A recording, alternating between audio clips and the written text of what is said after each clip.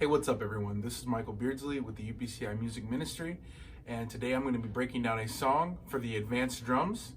And that song that I'm going to be breaking down is Wait on the Lord by James Wilson. That's off his new record. So what we're going to do is we're going to play this song full for you, and then I'll break it down into sections. So why don't we go ahead and play this from start to finish, and then we'll break it down. Here it is.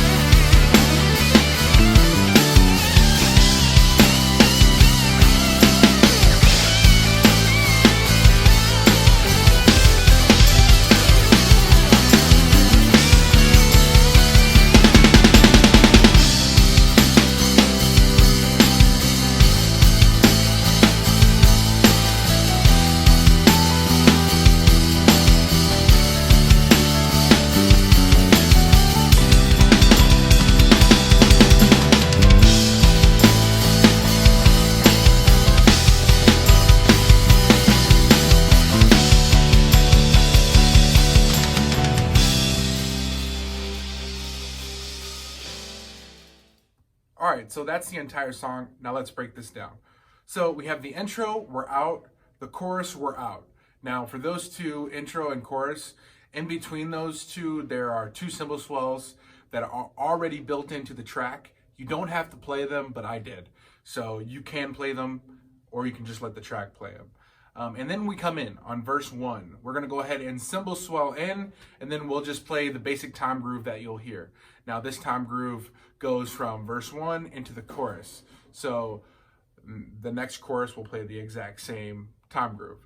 And then what I'm calling the vamp, it could be vamp, chorus 2, however you want to say it. We'll call it vamp.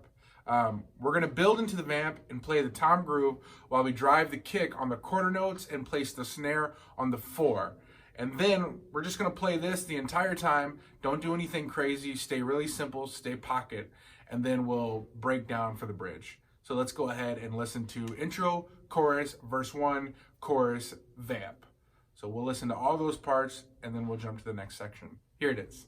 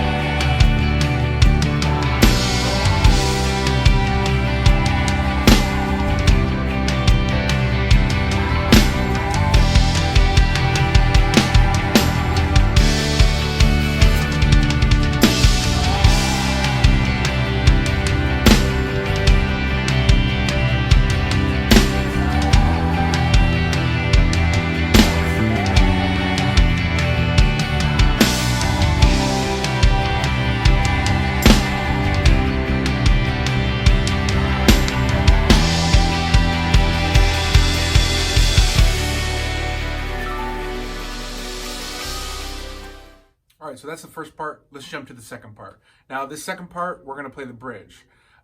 Like I said, coming out of the vamp, we're gonna come down, and that's where the video ended. Now we're gonna go into the bridge. We're still out on the bridge until the singer says, "I'm not turning back now." So he said, "I'm gonna wait on you, Jesus.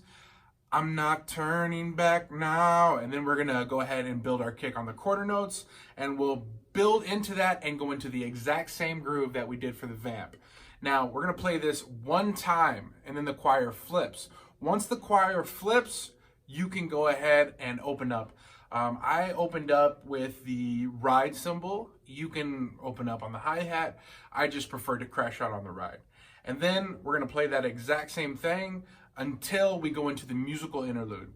For the musical interlude, we're just gonna crash out. I do a few fills on at the end of every sequence.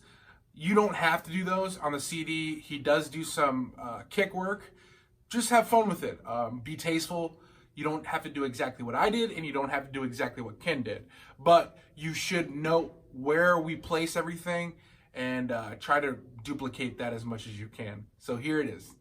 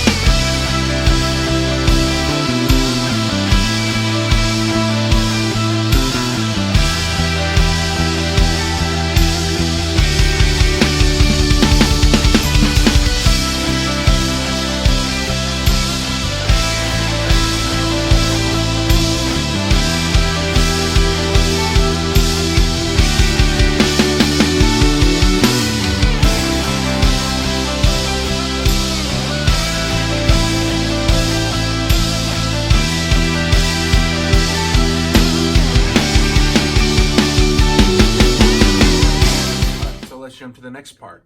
We're going to come out of the musical interlude and we're going to go into the bridge. Now, coming out of the musical interlude, you can build and go into this bridge and play a full beat and pay attention to the kick pattern.